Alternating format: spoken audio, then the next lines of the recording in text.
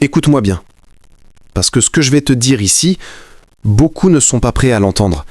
Et pourtant, ça explique pourquoi presque toutes les relations modernes sont condamnées avant même d'exister. Tu veux comprendre pourquoi la plupart des couples explosent avant d'atteindre 3 mois? Tu veux comprendre pourquoi tu t'attaches vite, pourquoi l'autre se détache encore plus vite, et pourquoi tout finit par ressembler à un schéma déjà vu 100 fois? Alors reste jusqu'à la fin, parce que je vais te révéler l'erreur psychologique que 90% des couples commettent dans les 7 premiers jours, et si tu l'élimines, tu sauveras littéralement ta vie sentimentale. Et avant qu'on continue, abonne-toi maintenant pour rejoindre les hommes conscients. Ici, on ne raconte pas de contes de fées, on dit la vérité qui te libère.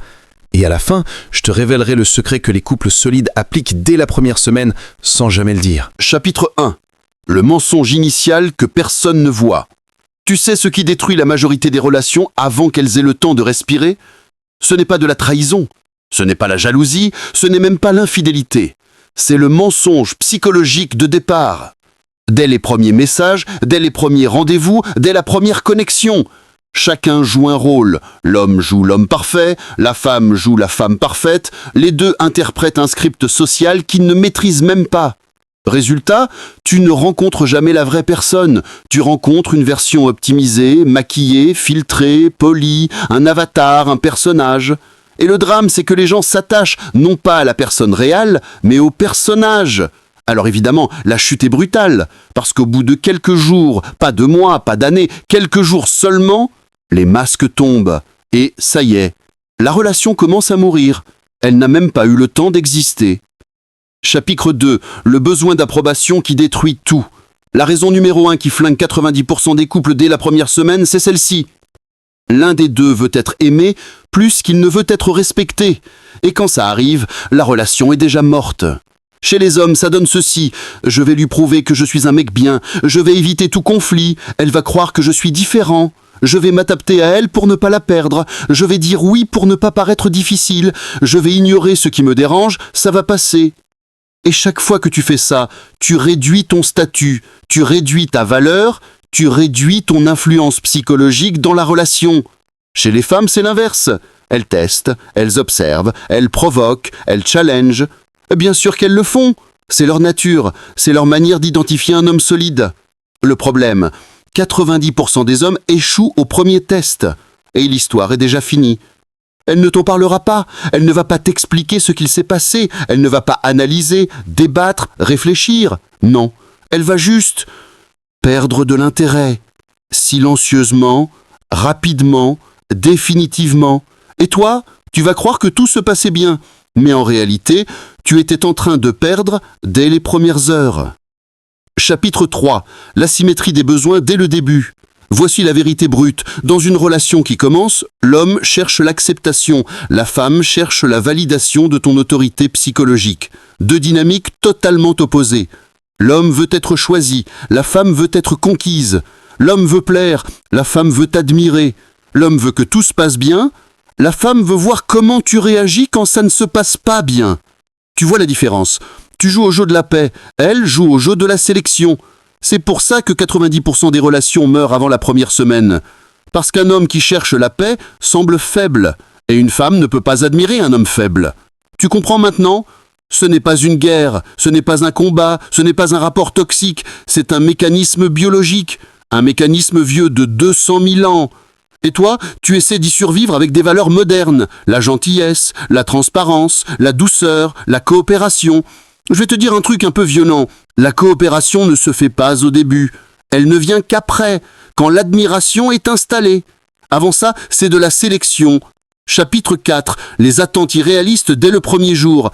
Tu veux une autre raison pour laquelle tout s'effondre dès le début? Parce qu'aujourd'hui, les gens s'attendent à vivre un film dès la première semaine.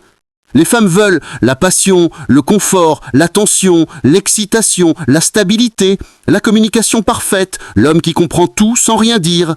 Les hommes veulent la loyauté immédiate, la douceur, l'absence de drame, l'admiration instantanée, une femme qui ne teste pas, une femme simple. Personne ne veut construire, tout le monde veut recevoir. Autrefois, une relation commençait par deux personnes qui essayaient d'apprendre l'autre. Aujourd'hui, une relation commence par deux égaux qui veulent être servis. Tu vois maintenant pourquoi ça ne marche pas? Chapitre 5. Le test de la première semaine. Je vais t'expliquer le moment précis où une relation moderne meurt. Ce moment arrive dans toutes les relations, tu n'y échapperas pas. C'est ce que j'appelle le test du premier décalage. Il arrive toujours dans les 3 à 7 premiers jours. Voici comment ça se passe. Elle devient légèrement plus distante. Elle met un peu plus de temps à répondre. Elle change une microdynamique dans notre routine. Elle crée une mini-zone d'incertitude. Pourquoi ? Parce que c'est un test instinctif. Pas pour être cruel, pas pour écraser ton ego, mais pour vérifier ceci. Est-ce que cet homme est émotionnellement stable ou est-ce qu'un simple changement suffit à le faire paniquer ? 90% des hommes paniquent et c'est là que la relation meurt. Ils deviennent plus disponibles, plus insistants, plus anxieux, plus demandeurs, moins attirants. Le pire, ils pensent bien faire. Ils croient montrer leur intérêt. En réalité, ils montrent leur dépendance. Et la dépendance tue l'attraction plus vite que tout. Chapitre 6. Les micro-compromis qui tuent l'attraction. Tu veux savoir ce qui détruit l'attraction chez une femme ? Les micro-compromis. Un message trop long. Une explication inutile. Une justification. Un « J'espère que ça ne t'a pas dérangé ».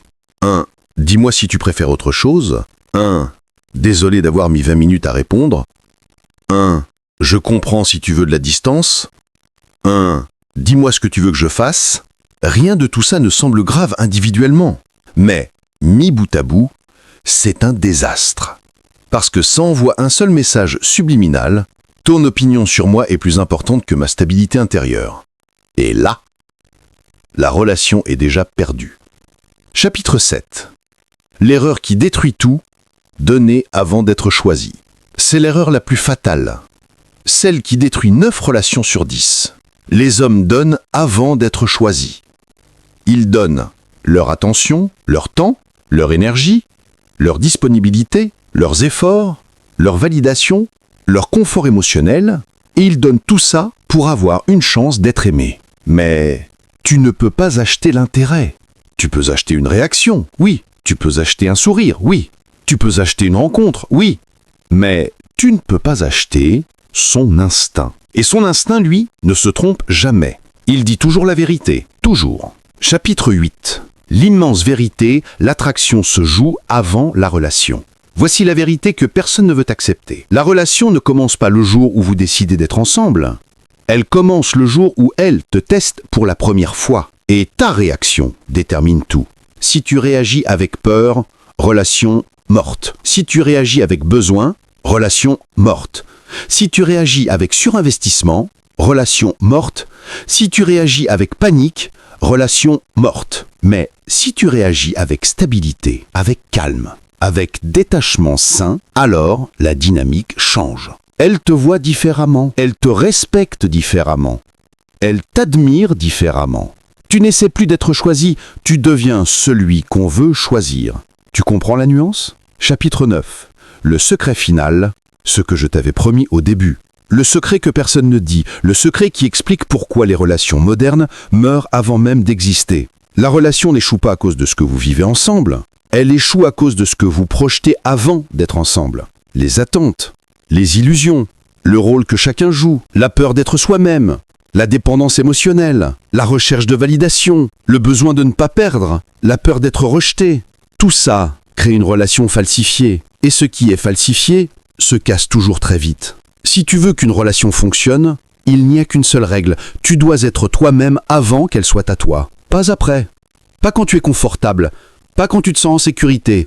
Dès le début. Parce que l'attraction, le respect, l'admiration, tout se joue là, dans cette semaine invisible, dans ces micro-détails, dans ces premières réactions. Tu veux des relations qui durent ? Alors maîtrise celles qui commencent.